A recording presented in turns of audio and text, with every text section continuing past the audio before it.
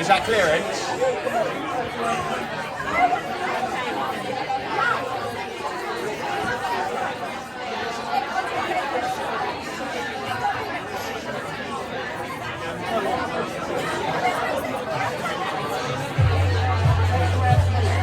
Good evening, everyone. Please welcome to the stage, Barron.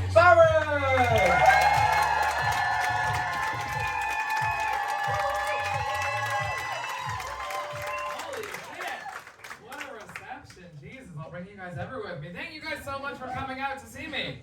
A little delayed on that, but that's all right. We'll work on that. I didn't make them do any IQ tests on the way in, so you probably bunch of dumb them, but that's okay. That's how I like them. I'm so excited to be here. I'm so excited to have sold out the Soho Theater. This was like a goal of mine when I moved here.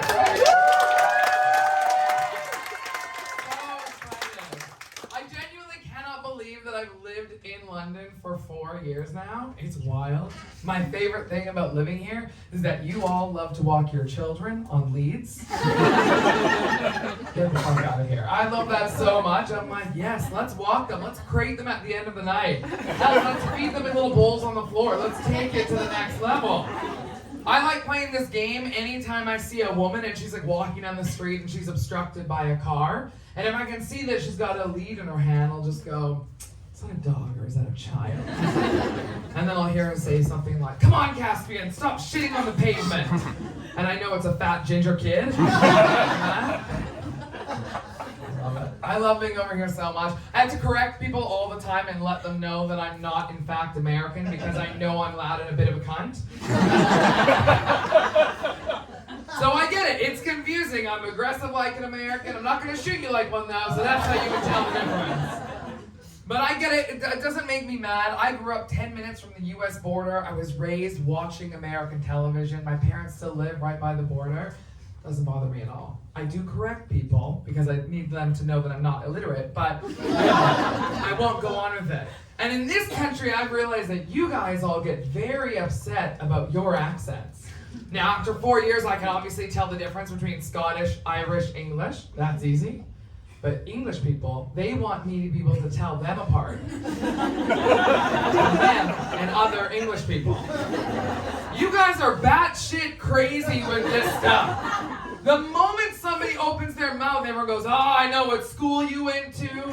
I know what your parents do for a living. I even know what grocery store you shop at. I had no idea when I first moved here that the first time I went into a Waitrose, I was going to get called a Tory cunt on the way out of there. I was like, I was hungry, it's a croissant, what the fuck is happening here? I didn't realize that. I didn't realize there was a whole hierarchy of even the grocery stores here. You guys love classes of everything. Because to me, you all sound like the royal family, right? Just inbred and mental. So that's how I can't tell the difference. And the accent thing, it messes me up. And I'll give you an example of this. So I had a day job for a really long time. And in this day job, I needed to hire people. Now, when you hire people and you're doing that interview process, on both sides, it's an awful experience, right? It's terrible being the candidate. It's terrible being the person who interviews people. You're asking them the same questions to a bunch of people, and they give the exact same routine answers back. We know the famous one, right? What's your worst quality? And someone goes, well, I guess that I'm a perfectionist. I would honestly rather someone tell me they're a misogynist with a piss fetish. That's the kind of honesty I want. Like, you're hired, yes, thank you for actually speaking your truth, sir. And that's the thing, the interviews just blend into one another and they get so boring and every candidate just begins to like look the same. And this was happening to me until I came across this one guy, and he was lovely. And even though the interview was over Zoom, he got all dressed up, he wore a cardigan over his shoulders, he was charming, he was charismatic, and we went off the interview questions because he was genuinely that cool to talk to. We talked about how we grew up in the countryside riding ponies and horses, and then we had a little poodle named George. And I was like, oh my God, I love you. Like, we need to hire you. So I went to my boss and I was like, I found him. I found our guy. He's this fabulous little gay guy. He's going to be an incredible fit for the team. And my boss was like, this is amazing. It's June, it's Pride Month. That's when we hire them. That's what we do. We hire them in June, we post a little rainbow flag on Twitter, and then we go, job done until next year, guys. Diversity hire, check. There you go. We're all done. So my boss wanted to welcome him to the company. They get on a Zoom call. He's on there for about 10 or 15 minutes. And then they get off. My boss closes his laptop. And he turns to me and he says, are you done? And I said, yeah. But why specifically this time? And he goes, he's not gay. He's posh.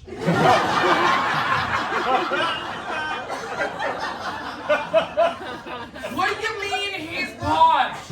We talked about poodles and ponies, and he goes, yeah, he's a fucking Tory. That's the shit they talk about. Like, I'm sorry. A gay guy wearing a cardigan over his shoulders, that shit's adorable, right? A straight white Tory. You're a fucking douchebag. Get out of here. Ridiculous. So the accent thing, it messes me up all the time over here. I do think one of the reasons I moved was because I didn't get enough hugs as a child. And I thought, where could I go and date some emotionally repressed men? I know. Let me go to the hug joke. Yeah. Exactly. That was like your biggest emotion you've ever had in your life. Just came out like fucking diarrhea out your mouth. I love it. That's fucking true right there, right? And it's so relatable that you made the first noise you made in years. I love it. Because in this country, it's not just the men, it's everyone. They're so emotionally constipated in this country. And as somebody who's from North America, who's quite direct, it allows me to get away with absolute murder. It is an incredible superpower, and it's not one I like to yield often, but when I do, oh, it's incredible. Sometimes, if I'm running late, and I'll go up to a coffee shop, and there's a huge queue out the door, I just go, fuck that. And I stand at the front of the line, and I'm just like, I'm here now. This is what I do. Everyone behind me just goes,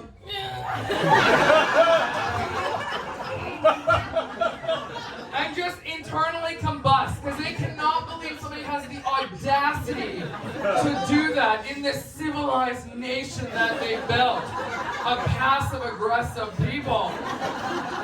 And I love it. I love it. Like at most, you guys are gonna do that eye thing you do to each other. You know what I mean? Where you just go. Like, I don't give a shit what you're doing with your eyes behind my back. I have my oat milk latte. Get fucked. Go for it. And I know you guys are walking around for the next week being like, I should have said that. Yeah. And then next time I say it, okay, I'm gonna say it. Next time I say it, I'm gonna, and then I'll do it again and you'll just go, even better. I love that stuff so much. But the problem when you date these emotionally repressed men here, and you let them open up for the first time in their entire lives, it gets scary. It is frightening, the things they will come out with. And I went home with a guy, and we went into his flat, and he just went, let me tell you what I'm into. Mate, can I take my coat off first?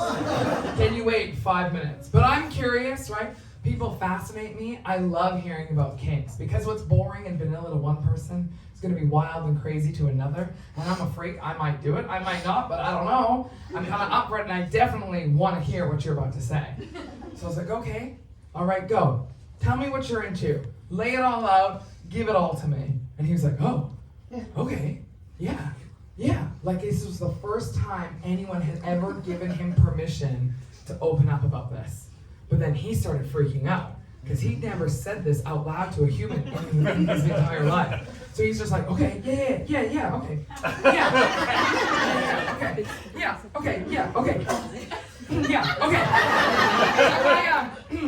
So if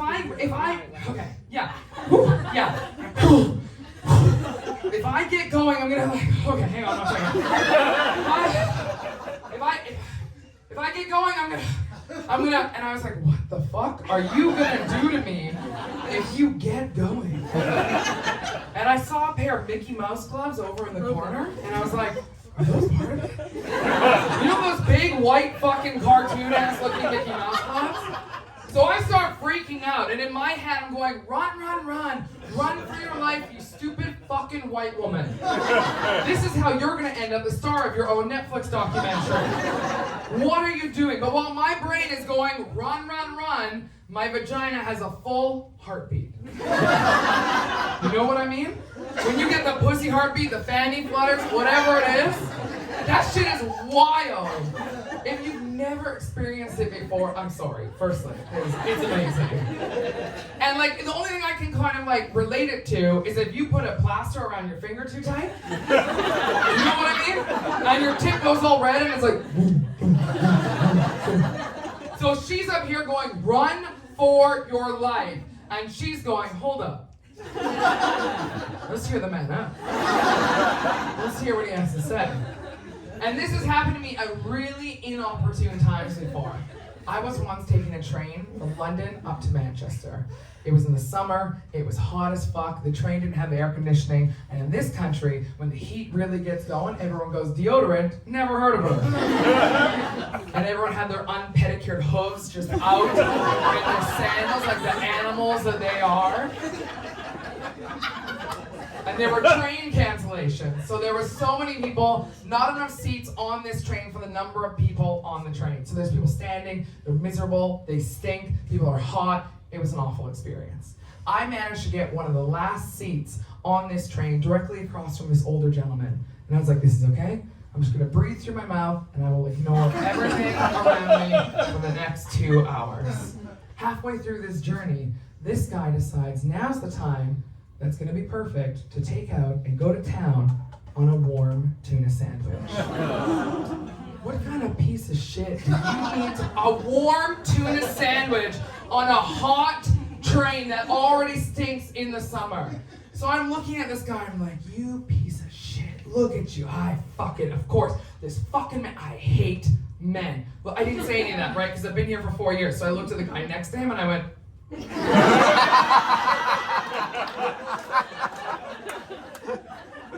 but you know when you eat a tuna baguette, right, and you bite into it and the sloppy bit like pushes inside of the back? That's what happened. So he flipped it around and he went,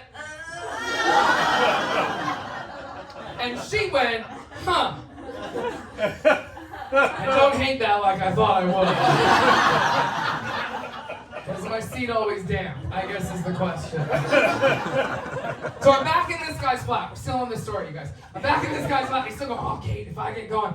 And I'm like, I gotta think of an escape plan. Like, this is not gonna end well for me. And he's so flustered, he needs to excuse himself to go use the bathroom. And at that moment, I'm like, no, this is when I need to save my own life. I grabbed those Mickey Mouse gloves. They are fucking mine now. I stole them, and I got the fuck out of there. I'm like, not today, Dahmer. This isn't gonna happen to me. Absolutely not. This is not how I go out. I don't know if I have a kink. I don't know. I think I have a something. I'm just not entirely sure it's a kink. Or if it's a fetish, I don't really know how you classify them. My thing is that I only sleep with really poor men. It's a really unfortunate kink, if that's what it is. I wish I could be a gold digger. I swear to God, I have friends who are gold diggers. They live in beautiful homes. Their husbands are disgusting, but they have great homes. Chanel bags, big diamonds. But the moment I see an Android phone, I'm like, I love that shit. And if their screen is cracked, oh! We're gonna raw dog, for sure. You live with your mother? Yeah, I'll do anal. Have you ever seen anyone whose phone screen is just like cracked to shit, and then they put a screen protector over that? What are you doing with your life? That is like throwing a condom at a baby. Like, the damage is done. You can't Uno reverse that shit. I do need to be more aware of my safety, especially living in London, because people like to kill women. So cute, right? They love murdering women. It's like the cutest thing. You guys love stabbing people over here. Like, super cute. Love it. And I like never used to be afraid of it. I never used to be afraid of walking late at night. I'd come home from gigs late. I'd take shortcuts through parks. I'd walk around this city like I had this layer of protection on me, because I kind of did. So in the last few years, I've lost 13.5 stone, which is not a small amount of weight. If you don't know stone, it's about 185 pounds. So it's a lot of weight, right? And the thing is, well, I have to tell you this. I found this website where you can type in how much weight you've lost, and it'll compare it to like a physical object. So you can be like, oh, I lost 2 pounds. And they'll go, 2 pounds? Congratulations, that's 2 sticks of butter. And I was like, sick, I want to know how many sticks of butter I lost. So I typed in my starting weight, And I typed in my current weight, and a little window popped up, and it said, "Fun fact, at your heaviest, you weighed more than a giant panda."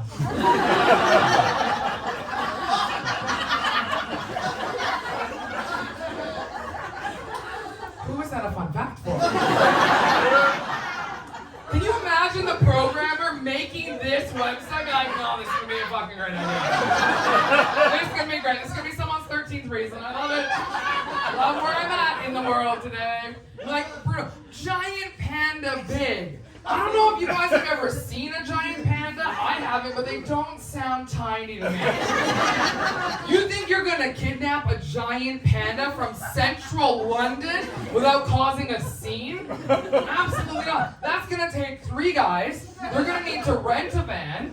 They'll need a ramp. They'll be checking tire pressure constantly throughout the night.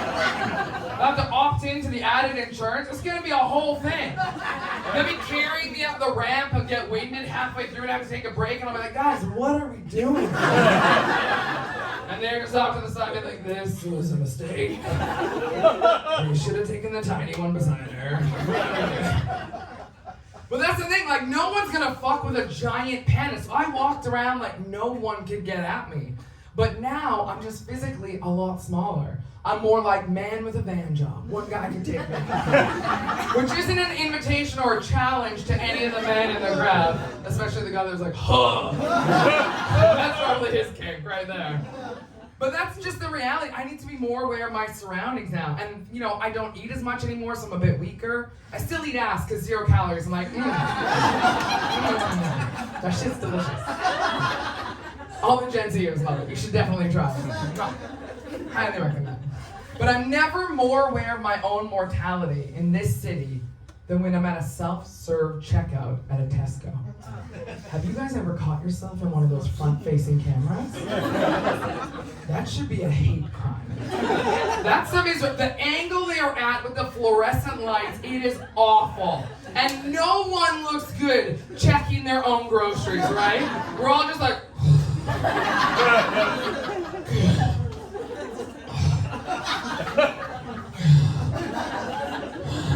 and you do that thing where the crisps are too light and they don't register on the scale, and you're like, "I'm smarter than the machine. I'll put my hand on the scale. I'm gonna trick that fucker." But it doesn't work, so you gotta call the guy over who works at the Tesco. And he acts like you just punched his baby in the face, even though it's literally his job to help you at these self-service checkout tills. It is awful. And I caught myself in one of those front-facing cameras the other day, and I audibly went, "Woof." Is that what I look like? I wouldn't fuck me 10 drinks deep looking like that. Holy shit. And then all I kept thinking was, if I go missing when I leave this shop tonight, that is the footage. That's the footage. It's going to be all over the Daily Mail tomorrow. Can you imagine? Have you seen this woman? You guys are like, no. Someone wanted that? Maybe let him have her. Yeah. That's not how I want to go out. That's not how I want to be remembered. I have spent the last few years carefully curating my online presence. I've downloaded every Facetune, Photoshop app imaginable.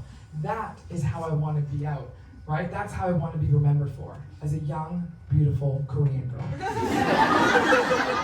Find her on my Instagram. She is very beautiful. Very, very beautiful. I was always a fat kid. I remember going to the doctor, and the doctor said, "You are gonna die." And this was when I was like 12, so I was like, "Amazing, can I get one of those Make-A-Wish things? This sounds great." And he's like, no, not now, but like if you continue to gain weight and you live this unhealthy lifestyle, eventually you will die. And I was like, okay, how much weight would I need to gain in order to go to Disneyland? Asking for a friend. My family used to refer to it as baby fat, but I think if you're at the age where you can legally vote and order drinks at a bar, you can't really call it baby fat anymore. My family was working class. That's a title that I picked up since living over here. We never refer to ourselves as working class in Canada. We don't really have those titles. We just call ourselves sad poor people. But you guys love the titles, you love the labels over here, so working class is what we were. I had my mom and I had my dad. Both of them had to work 2 jobs, so they were gone a lot. And my grandmother moved in to help raise us and do a lot of that kind of heavy lifting and household stuff. And while I thought we had, not everything we always wanted, but we had everything we needed. We certainly never had empty plates, I'll tell you that. And we grew up thinking, this was a normal childhood, everything was fine. It wasn't until recently when I was sharing a story from my childhood with a friend of mine over here, and the look of horror that came across her face led me to believe that perhaps this wasn't normal. And I don't know if that's ever happened to you guys, where you're sharing a story from your family and people go, oh my God, that's really fucked up. And you go, no, it's not. It's like no, it's not. It's a whole inside joke with my family. We talk about it all the time. We always make references. It's actually totally cool. And they're like, that's not cool. That's seriously fucked up. Are you okay? And you go, am I okay? I don't know. And the story I was telling her was about how my family, all growing up, used to write letters. More specifically, my grandmother and mother, but more often my grandmother, would write letters to us, and you'd get them slipped under your door in the morning.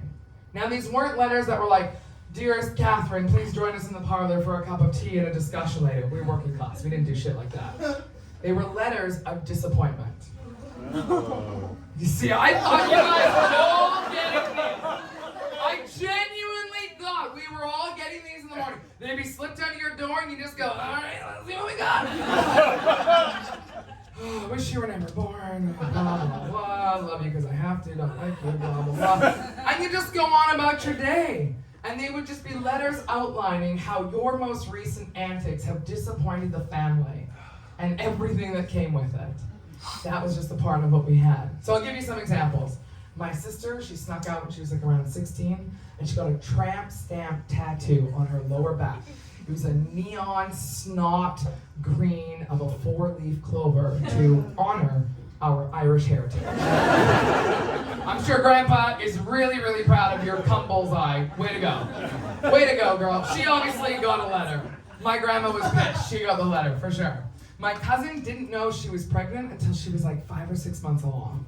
Which was crazy because she had all these weird pregnancy cravings, like she was eating like licking rusty nails and like eating like onions like they were apples and shit. Oh, and she looked fucking 6 months pregnant. Her letter was like a novel. It was still to this date, the thickest one in the history of our family. The biggest letter. My brother, when he came out of the closet, right? Because he grew up and he had like Cher, Barbara Streisand, Britney Spears, naked David Hasselhoff posters all over his wall. So when he came out, we knew. He didn't get a letter. He got a fucking cake. That's what we did. But that was just my family. I just thought that was normal and that's how it was. We just weren't super affectionate. We didn't say I love you. There weren't a lot of hugs. And I think I rebelled against that by becoming a complete hopeless romantic. I just completely fell in love with the idea of love itself. I wanted it around me all the time, and I wanted to be in my own rom-com. I saw it everywhere I went. In Disney movies, oh, I love Disney movies. My first movie I ever saw in the movie theater was The Little Mermaid. I thought it was the best thing I'd ever seen in my entire life.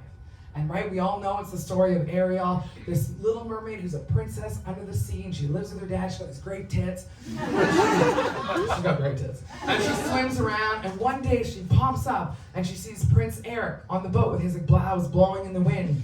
And she goes, that's my guy. He's my soulmate. I'm willing to give up everything, including my life under the sea with my family, just to get legs so I can go on land to meet him. And she gave up her voice to Ursula the Sea Witch so she could go and do just that. I rewatched this recently with my niece. It's a fucked up story. She trades her voice to Ursula the Sea Witch, and then there's an entire song and dance about how women don't need to be heard for a man to fall in love with them. Women should be seen and not heard, and there's like, do it girl, you can make them love you. And the little fish are dancing, and I'm like, what is happening here? I'm telling my niece, I'm like, don't do what she's doing. She's a stupid, stupid bitch. Do not be like Ariel, be like Ursula. She's fucking smart. has 2, by the way. My sister loves it when I babysit. But be like Ursula, right? She traded her voice for legs. Can you imagine? She hadn't even seen his dick, and she traded her voice for that. Imagine if he had like erectile dysfunction or a micro penis. How awful that would be. Enjoy your legs, girl. You're gonna go for a lot of long, lonely walks, I can imagine. That shit is wild, but I loved it. I just love the romance of it, right? And I wanted that to be the case. I wanted that to be true. And I would warp my real life situations into like these romantic, idealized moments that weren't even real or accurate to what actually happened. I went to a school dance when I was 12, and I was standing in the corner with all the other fat. It was just me. So I was standing in the corner like this, and one of the guys in my class, he comes up and he like stomps up and he goes, Miss Anderson told me I had to ask you to dance or I was gonna get in trouble. So come on, let's go. Now he said that to me like he had a gun pointed at his head. But I heard, I think I'm in love with you. I just needed a little push from somebody else to help me see what I couldn't see. May I have this dance? It's genuinely how I saw it. It's wild the stuff I used to do like that. I would reinterpret situations. And I'm not trying to like compare myself to Jesus. But I don't think we're that different. Jesus would turn water into wine. I would turn the fucked up stuff men would say and do into like romantic scenarios in my head. I went out with one guy and he goes, don't tell anyone we're sleeping together. Don't tell anyone. We're not dating. You're not my girlfriend. We're not boyfriend and girlfriend. This isn't happening. If we're out in public, I'm not with you. I'm not telling my friends. You're not telling your friends. Got it? And I just thought, oh my God, Romeo and Juliet. What an story. Can't believe I'm a part of it. I dated another guy, had really long hair at the time, and he goes, ugh, if you ever cut your hair, you're gonna look disgusting. And I would never want to be with a woman with short hair. And I just thought, Rapunzel. One time I went out with a guy, had a bit too much to drink, ended up passing out in the back of the cab, and I woke up to him fingering me. I know, Sleeping Beauty, like what a tale. Magical stuff, you guys. But that's what I wanted. I wanted that kind of love. So I was just like reimagining these situations. Because I want the kind of love where you just go, fuck it. Let's go get matching tattoos. Let's go get our names tattooed on each other forever so we can show everyone that we're going to defy all the odds and be together because we're soulmates and we're going to be together to the end. And I love that shit. And a lot of people don't believe in the matching tattoos or getting your name, the name of your partner tattooed on you. But I'm going to try to convince you guys. This is why. It's not in the act of getting the tattoo that I think should convince you to get your partner's name tattooed on you. It's in the act of removal. So I always thought, this is true, I always thought that what happened was if you went to go get a tattoo removed, right, the laser would hit the tattoo and it would just into thin air, like men after you fuck them, just gone, right? Disappeared forever out of your life. That's what I thought happened. What actually happens is the laser hits the tattoo, the particles break down, they re-enter your bloodstream, and they exit through your waste system. So think about that. If you are with your soulmate, and you die when you're 100 years old, mid-penetration, saying I love you, and you have matching tattoos, that is beautiful shit right there. That is incredible and so rare, and you live the dream. But if you break up before then, you will literally get to shit them out of your body. Is that not poetic? That feels very poetic to me. You want closure? Flush. That is your closure. Have I convinced you all to get matching tattoos with your partners? Yes, thank you. I think you're lying to me, but that's okay. I'll take it. And of course, I grew up and I got older, and my friends, we started going to bars and we started partying and doing all that kind of stuff. And they were getting all this attention because they were these gorgeous, thin women, and I had no confidence, and I would just be in the corner, and I, got a little bit bigger, and I was awkward. And I quickly found out how you get confidence when you're out at a bar. Drugs and alcohol. Yes, people. As this guy goes to take a drink, like, yeah, we love that. Right? Drugs and alcohol. It's not going to last forever. It's not a permanent fix for what you don't like about yourself, but boy, does it work wonders while you're doing it, and it's pretty fucking fun, too. Don't do drugs. Soho Theater made me say that. But that's the thing, I'd go out and I'd hook up with these awful guys, and I fell completely into hookup culture. I genuinely believe that hookup culture is the biggest scam men have ever successfully pulled on women in the history of the world. Right? Because these women are walking around having mediocre sex with these mediocre men, and they're like, yeah, no, yeah. I'm empowered, so, yeah, no, it's good. Yeah, I own my sexuality, so it's like, no. Does he make me come? No. No. Is he nice to me? No. Usually, did he remember my birthday? He doesn't believe in birthdays, he said. So, like, I get it, but I have a story for brunch, so that's what counts. That's what it is. That is the shit that is happening out there. Do I think you can have casual sex with somebody? Of course I do. Consenting adults can do whatever the fuck they want with each other, right? You can do that, go for it, but you gotta know why you're doing it. And I was just doing it for validation. I was doing it because I didn't have any confidence in myself, and I needed somebody else's approval, and I tried to get that through just having meaningless sex with them. And of course I was on all the dating apps. I was like, Hinge, Bumble, Uber Eats, give it to me. Yes! I want all that shit. Yes! Men are wild on those things too. The stuff they say. One guy wrote, I'm brutally honest. That's what you get when you date me. Somebody who's brutally honest. As if that's a selling feature. I don't know about you guys. I don't want to date somebody brutally honest. I want someone who's going to tell me I have the tightest pussy they've ever fucked. That's what I want to hear. I want someone who's going to look at me naked and go, you have the best body I've ever seen. I don't give a shit. Lie to me. Tell me she's not your wife. I don't fucking care. If I wanted brutal honesty, I'd date my mother. Thanks so much. And some of the photos these guys post, their photos are wild, right? We all know the sedated tiger one, or like the gym bro selfie, or like the holding the fish. I am telling you, I found the worst photo I've ever seen on a dating app in my entire life. It was a photo of a man eating a burger with a knife and a fork.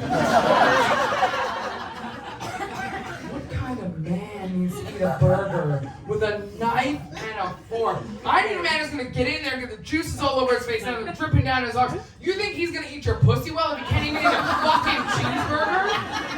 What's he gonna come up to me with a silver spoon in his pinky and be like, all right, what do we got? What's going on here? Yeah. No. Like, I would rather fuck the tuna sandwich on the train guy than knife and fork burger guy. I went out with this one guy, and he was one of these guys who kept being like, hey, I'm just gonna jump in, let me be devil's advocate. Hey, if you don't mind, let me just stop you right there. Let me just be devil's advocate for a quick second. Hey, just hold up. Let me be devil's advocate, okay? And I was like, bro, the devil's doing just fine. He doesn't need you to advocate. He's doing just fucking fine without you. But he loved to be argumentative. He loved to fight, right? I don't even think he believed half the shit he said, but he just wanted to have the opposing point of view. I guarantee somewhere on the internet, there is a porn video where he's commented underneath in the section. Do you know you can do that? They have like YouTube comment section under porn videos. There's for sure one that's like, Brittany fucks 10 big black guys in her Manhattan penthouse. And he's like, let me be devil's advocate. I don't think Brittany can afford that penthouse. And I love it, like, I think women laugh because we go, yeah, men are trash. Women. The guy who gives the devil's advocate energy is the same as the girl who gives the, I'm not friends with other women because they're too much drama and they're like jealous of me. That's why I'm not friends with other women. Never, ever trust a woman who doesn't have female friends. That's just a fact, right? You cannot fucking trust her. She is a crazy bitch and she's gonna burn your house down and laugh in the flames. And then you're gonna go, girl, why'd you burn my house down? She's like, I don't know what you're talking about. You go, no, you have the matches still in your hand. I don't know, I'm a Sagittarius.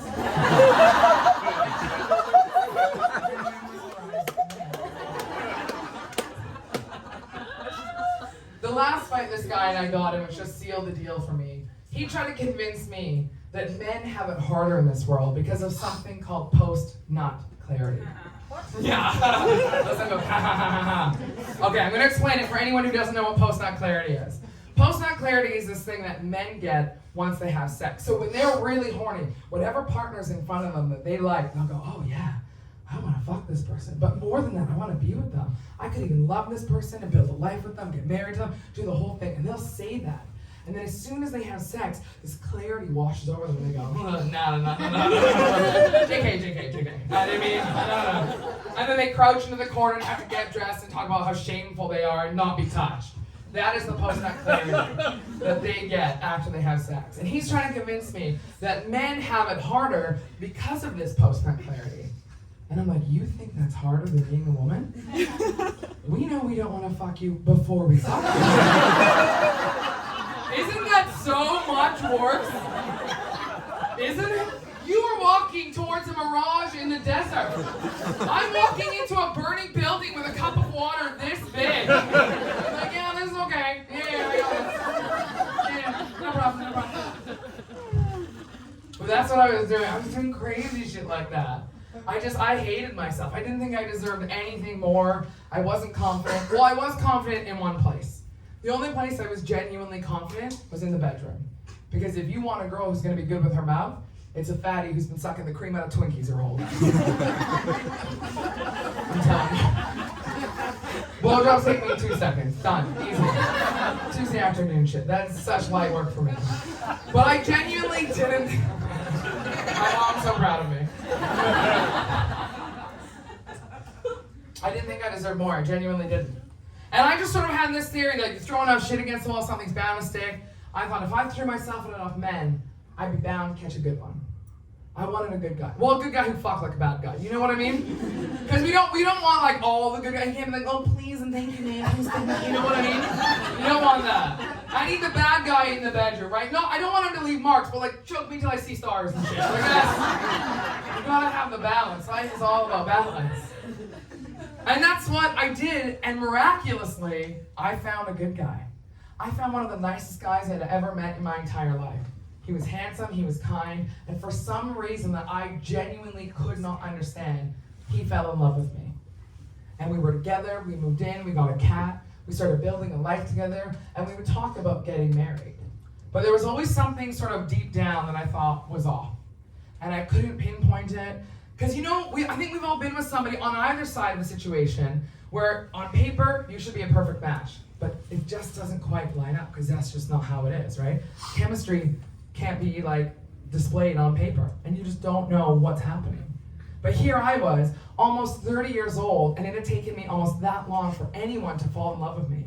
So I thought, how dare I, this gross fat girl who is so undeserving of love, reject somebody who's sitting in front of me wanting to give me the fairy tale that I had always wanted. Because if I broke up with him, I'd be alone the rest of my life. That was just probably going to be a fact. And I couldn't believe I tricked him into loving me, and I didn't know what to do. He would talk about our wedding, and in my head, I thought, I'm just going to get a divorce. It's fine. And I genuinely thought that because I wanted to post it on Instagram. I wanted to show that guy at the school dance and all those bullies that I had in high school that somebody loved me enough to marry me. Somebody loved me enough to do it publicly. And I wasn't that Romeo and Juliet hidden love story. He wanted to say it out and say it loud and proud. And I wanted to show off and do that. I think a lot of people do that. I think they just go through with it because they want that flashiness and they want that external validation. But then you're left with that person that you married. And it's genuinely not fair to them, especially if they're nice like he was. And he was the nicest guy. And some people hear this story and they go, whoa, that's because nice guys finish last. Nice guys finish last, it's classic. Have you ever heard an actual nice guy refer to himself as a nice guy? No, it's always something an asshole says, and they're like, I was nice to a woman for 3 days and she still didn't suck my dick. Like, bro, it wasn't exactly an Oscar-winning performance you gave. You're not rescuing kittens and trees. We can see through the facade of that. Because if you're actually a nice guy, you don't need to walk around saying it. Right? We don't all need to walk around going, not a pedophile. Hello.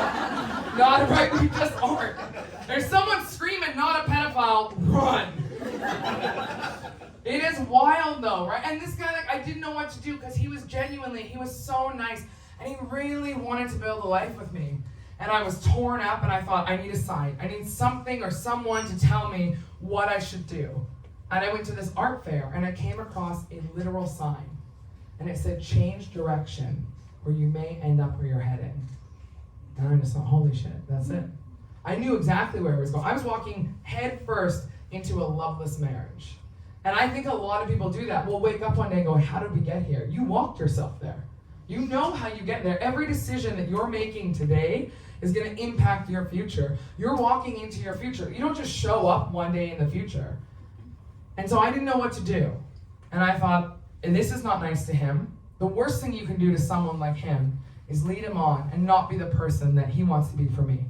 I wanted him to have someone who thought he was their first choice and he was amazing.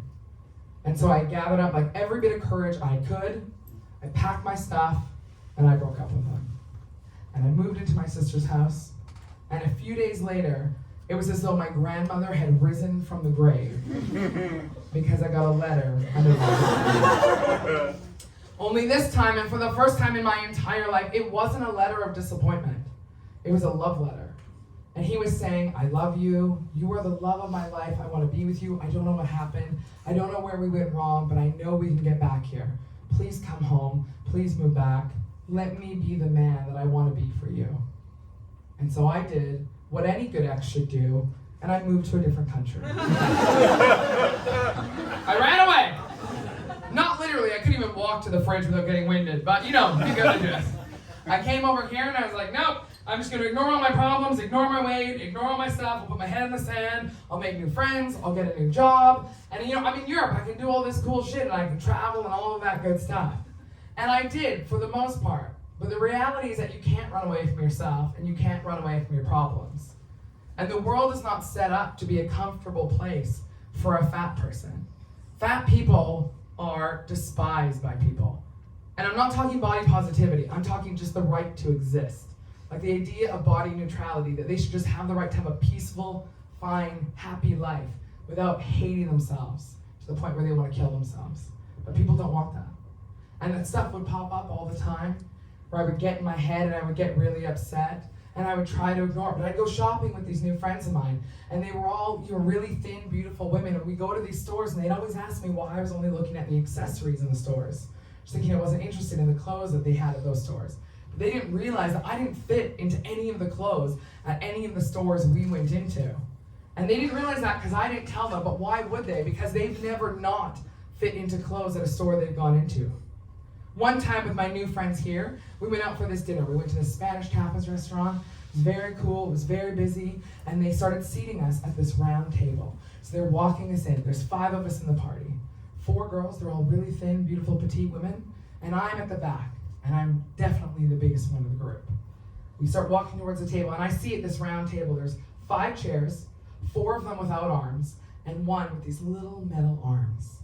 And so I'm praying, and I'm like getting really anxious that they're not going to take that chair with arms, and I'm not going to fit into it. And I'm going to be so humiliated when I can't sit down at this table and just have a nice dinner with my friends. And they go and they sit down one by one at all of these armless chairs because they didn't think that I wouldn't fit, because they've never not fit into a chair anywhere before.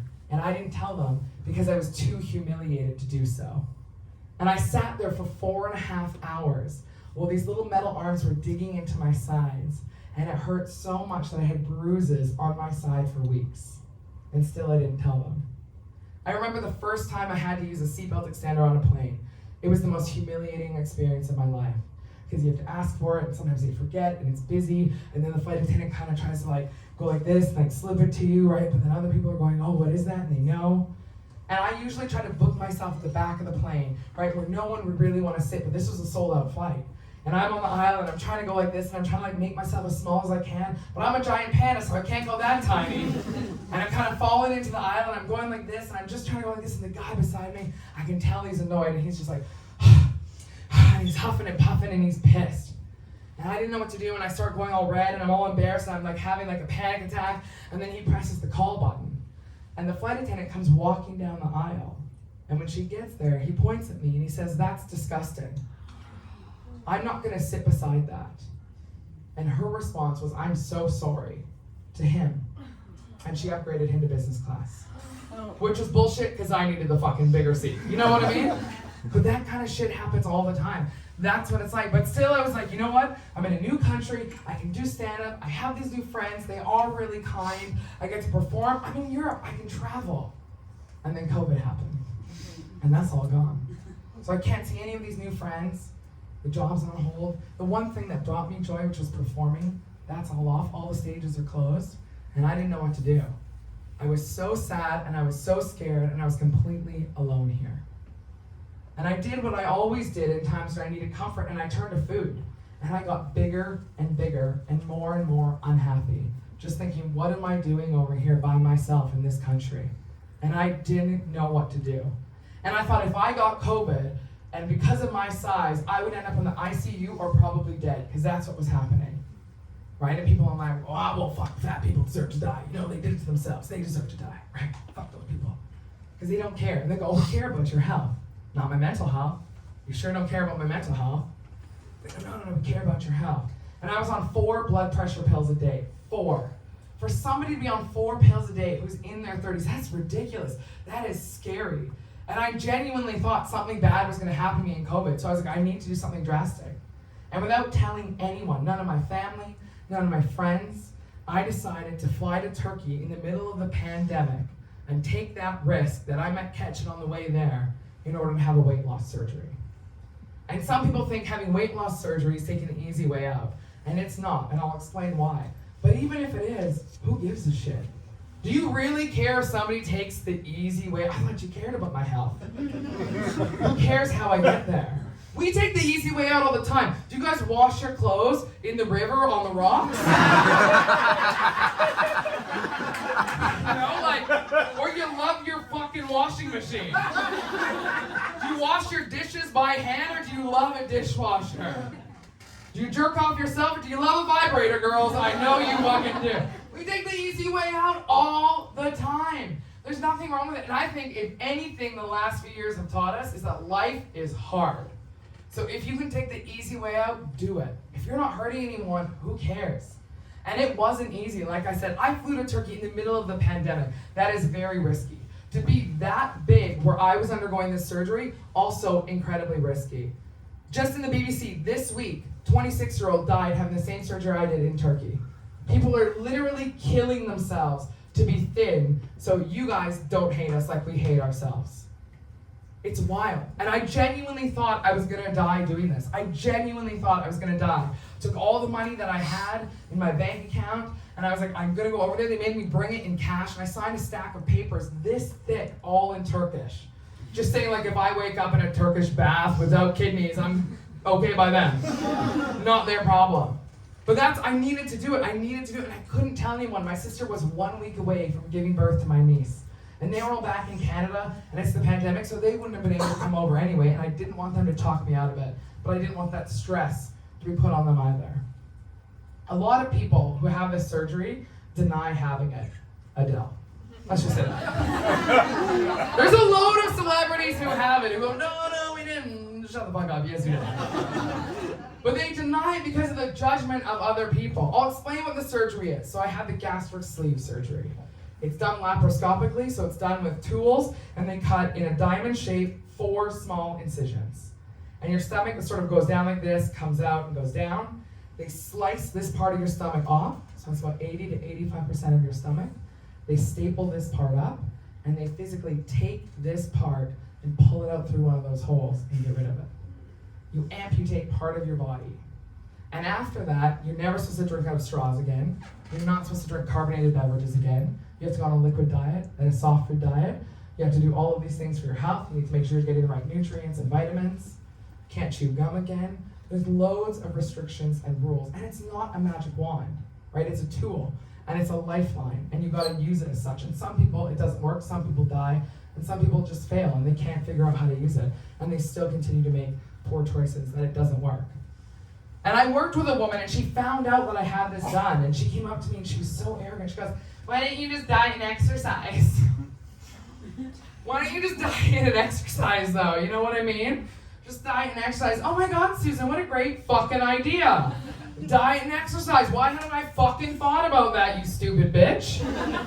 Like, that's the most unhelpful thing. And I mean, everyone, I've never met a person who hasn't struggled with their body with some capacity at one point in their life. But if you don't know what it's like to be really big, diet and exercise, that's not enough. It is not enough. You are so big, you don't even know where to start. And you can't even go to a gym because Sweaty Betty and those kind of stores, they don't make clothes that fit you because they don't want to see fat people in their clothes. Lululemon doesn't make clothes to fit fat people. The CEO, Chip Wilson, said, I don't want fat women wearing my clothes, period. That's why he doesn't make them in those sizes. That's the stuff that happens. So you want us to go diet and exercise? Tell me how I'm supposed to do that. What clothes am I supposed to wear? There's gym equipment that has weight limits, and we can't even physically do it. And then we get filmed at the gym going, look at this fatty. Can you imagine trying to do that? You're trying to better yourself, and someone's going, look at this fat piece of shit. I care about your health, though. Keep going. That's the reality of what it is. And so I can only relate it to, like, if you've ever had money issues. So imagine you're £500,000 in debt. £500,000, and someone comes up to you and goes, I don't know how you're going to clear that debt. Pack your lunch. Don't buy coffee when you're out. You're welcome. £500,000. Pack your lunch and don't buy coffee. Okay, let's see. Inflated Tesco meal deal price, right? Coffee at Pret with a snack in the morning or whatever. Let's say generously £7.50 a day. You save by doing that, right? Average work week, 5 days a week. That's £37.50. Over the course of a working year, which is like 48 weeks, that's £1,762.50. That will take you 283 years to pay down £500,000.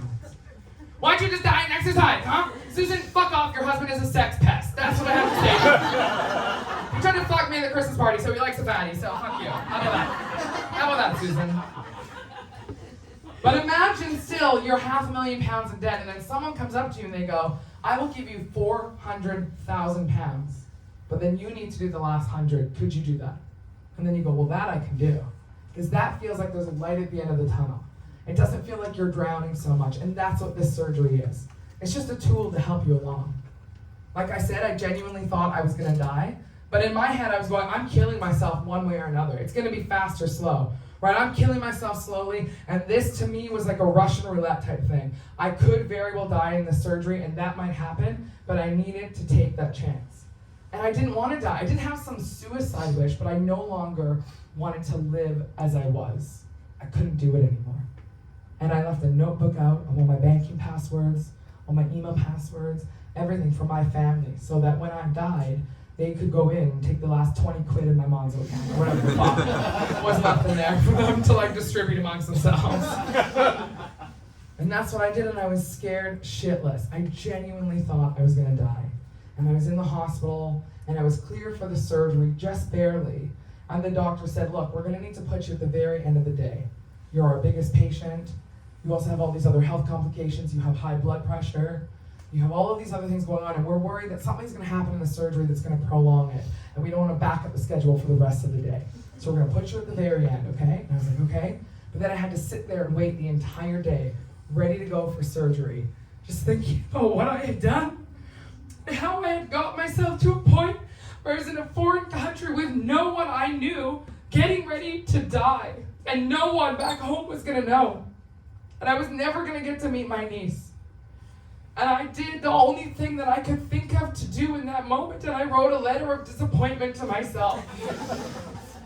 I found this website called Future Me where you can send yourself a letter into the future. You literally can, it's amazing. You email it to yourself, you pick the date. So I picked 1 year for my surgery date. So if I survived, maybe it could give me a little bit of hope. And if I died, well, no one would ever see this letter. So that was that. But I had to do it, because that's what my family had done. So I outlined all the ways in which I disappointed myself. And then I got wheeled into surgery. And I don't know if you guys have ever had surgery before, but it is very overwhelming, right? You're on that metal gurney, they're wheeling you down, they're kind of bumping you. And I'm in Turkey, no one is speaking English. No one's speaking English, right? So they're talking, they're laughing, their phones are going off, they're being as lovely as they can be. They were genuinely so kind to me. And they were doing what they could. They would hold my hand and come see if I was okay. And the nurses were incredibly kind, but it was just scary and it was overwhelming. There's, the fluorescent lights above you, and you're going into the operating theater, and you just don't even know what to do with yourself. And I was hysterically crying. So much so that the anesthesiologist came over and he goes, you have to stop. You need to calm down, because if you go under anesthesia like this, it's really bad for you. It's bad for your heart. It's bad for your blood pressure. You already have high blood pressure, and you'll come out in recovery very anxious, and it's a really difficult recovery process. I didn't realize that, but I couldn't calm down. And so he thought, I know, I know what I'll do. I'll teach you some Turkish, okay? Say mahraba. And I was like, marabada. And he goes, no. Say mahraba. And I'm like, marabada. And he goes, no. Say mahraba. I'm like, bro, can I be a fucking ignorant American for once in my life? I cannot learn a second language right now. Like, I'm gonna go in and die. And the last thing I remember being in the operating theater and seeing everyone who's about to operate on me, and they put my arm on this plank and they put in, right where this tattoo is, they put in this huge IV. And that's the last thing I remember. But here's the good news, you guys. I didn't fucking die.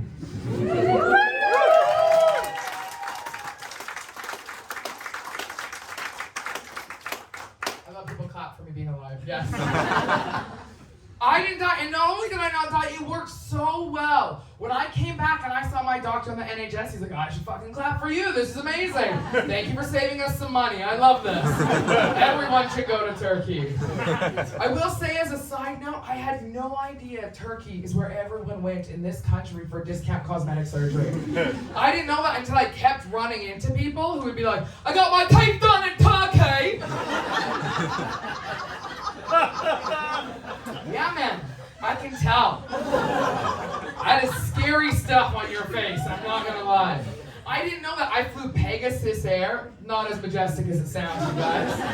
But they do hair transplants, they do the weight loss surgery, breast augmentations, nose drops. So it's just these flat-titted bitches, these big girls, baldies, big schnozzes, jacked up teeth. It's a real who's who in the zoo on that plane.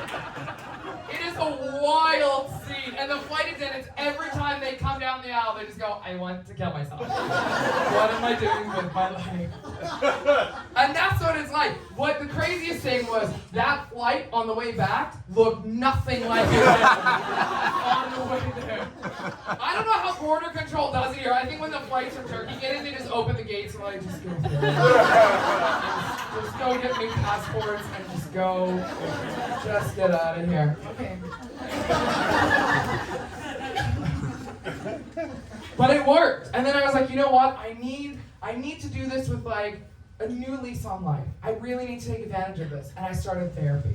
And my therapist and I talked about the kind of men that had let me treat me so poorly in the past, and the kind of men that I wanted to date in the future. I wanted somebody who was like emotionally intelligent and in tune with their feelings. But I think I swung that pendulum too far in that direction, and I ended up finding myself in what I can only describe as an emotional booty call situation. Now, I don't know if any of you have ever been in an emotional booty call, but we know what a regular booty call is, right? Someone texts you and they go, hey, you up? And then they come over and fuck you. Not well, but you gotta clean the pipes out once in a while, you know what I mean? But an emotional booty call situation, they'll go, hey, you up? I wanna tell you about my day. And they'll literally come over. He used to come over. We didn't sleep together any time we saw each other. He would come over and go, yeah, work was really hard today. And I'm still not talking to my mom. Okay. You maybe want to treat me like a bowling ball for a couple of minutes here? Just put like 3 fingers in me at the very least and like roll me around a bit, please. For the love of God, while you tell me this awful story about your sad, shitty life. I think he thought because I'm a woman and I'm of a particular age, I was going to be all maternal. But I have the maternal instinct of somebody's second stepdad. Like, it's just not in me to give, guys. I just don't have it.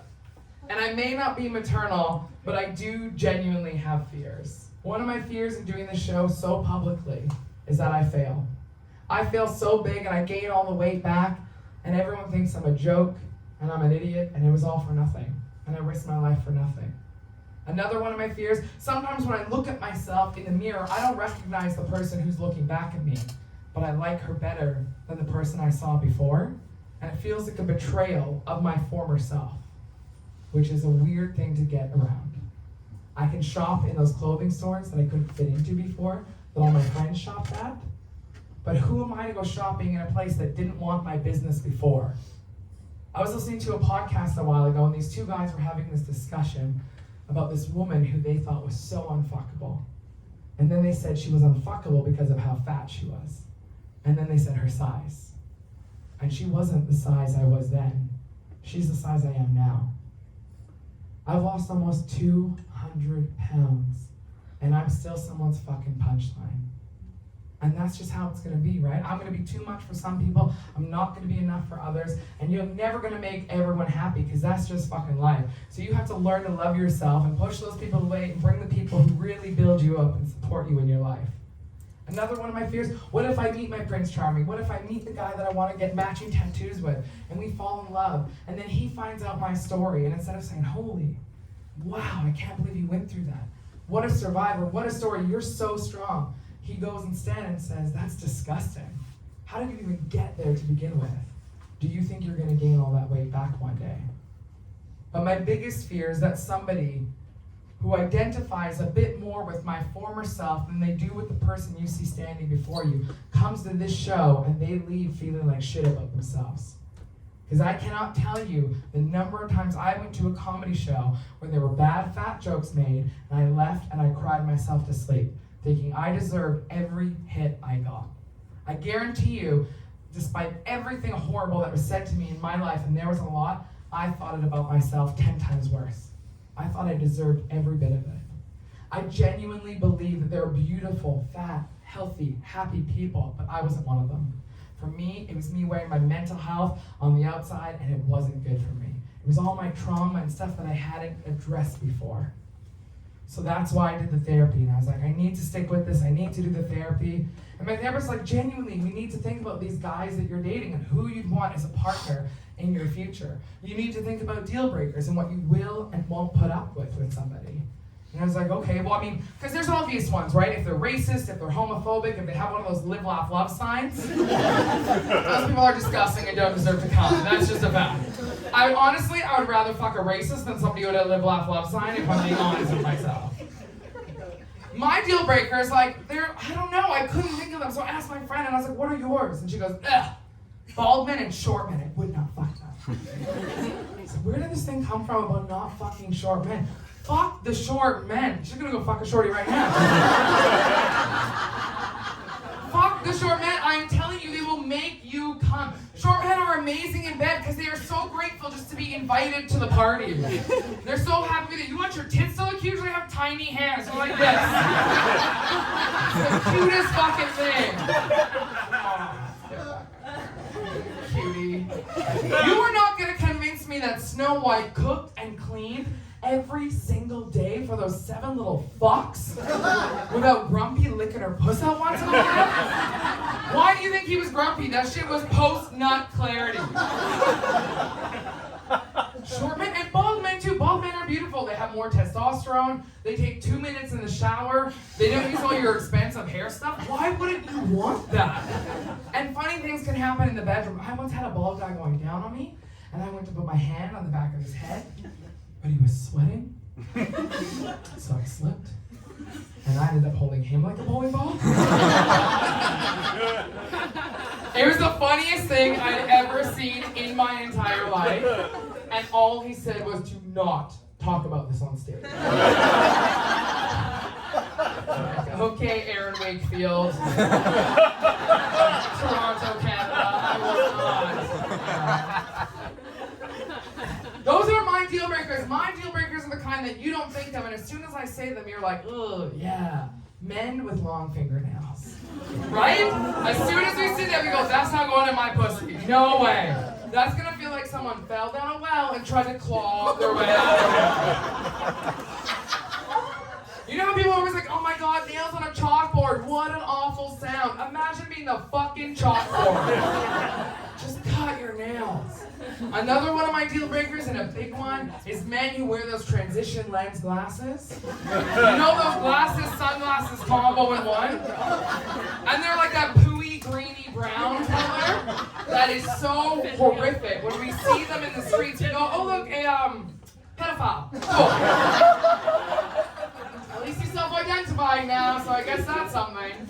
Like they say male birth control doesn't exist, I beg to differ. Because the only way I'm sitting on that guy's face is to smother him to fucking death.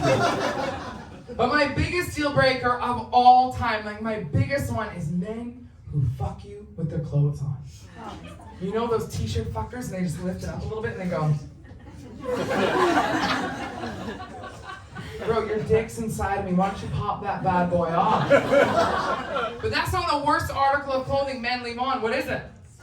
So if everybody knows, then why do they do it?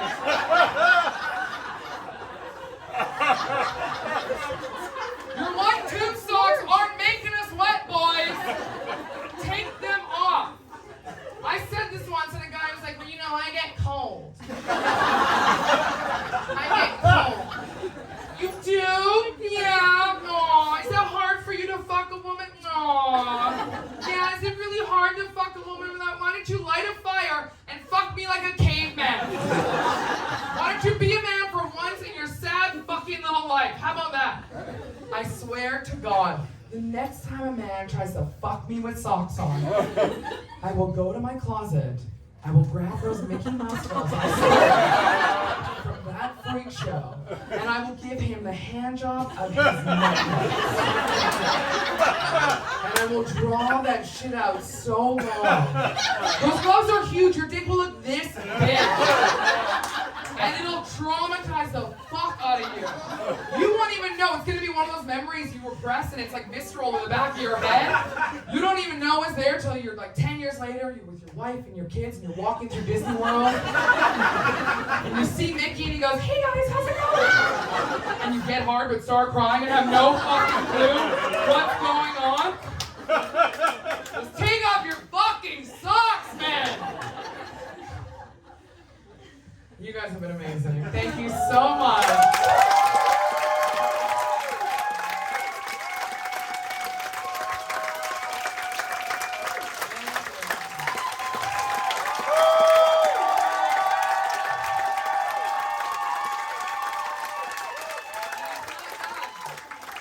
We're not quite done. There's one more part. I shared the stories of some of those letters that my family wrote to us, which was true. And that letter that I wrote to myself in the hospital that day was also true. And I think you guys have been with me on this journey, and it's only fair if you hear that letter that I wrote to myself that day. And I also want to bring your attention to what I have behind me here. There's this light. And a lot of people want to go, oh, let me see a picture of old you and how big you used to be. And I have it all in light because the reality is that I came from her light, because if it wasn't for her, I wouldn't be standing before you like this. It was her strength that got me here. So I gotta give it up to her. Thank you guys so much. I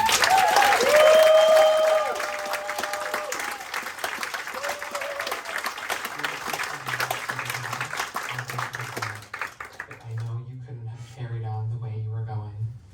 Please don't forget how bad it got. You're currently in a hospital bed in Turkey with stray dogs barking outside and not one single person you love is beside you. It's lonely and it's fucking scary. You are sat here not knowing if you are ever going to meet your niece, who is due in less than a week. Allison, if you are reading this, please forgive me for doing it. I was trying to save my life, not end it. This is what you deserve, Kate. There's no one to blame except for yourself for getting to this point. You can blame the genetics, the busy working family who lived off fast food and takeaways, or their lack of nutritional understanding, but ultimately this is your fault. You left home at 18. You made the daily decisions to get to this size. And if you have survived, you better not let this fail. I hope you treat it as a second chance at life. I hope you sort your head out, make better choices, and take comedy seriously. If it does work and you lose all the weight, please don't become one of those skinny cunts ordering all the dressing on the side. I hate those girls. As for men, regardless of what weight you are, no more fuckboys or men who aren't worthy of your time, because it's time that is precious. Fuck. Don't I know it? But most importantly, don't hate the old Kate, because she saw you through a lot of shit and it wasn't always her fault. Because when she had nothing to comfort her, food always did. And your existence wasn't always shitty. You had good times, a loving family, great friends, and were even loved ones. But the bad feelings have started to outweigh the good, so here we are, in a city you've never heard of, in a country you've never been to, playing a game of Russian roulette. I hope you find someone you love enough to get a matching tattoo with, but more importantly, I hope you finally love yourself. Show yourself the same forgiveness, love, and grace you have given to everyone else.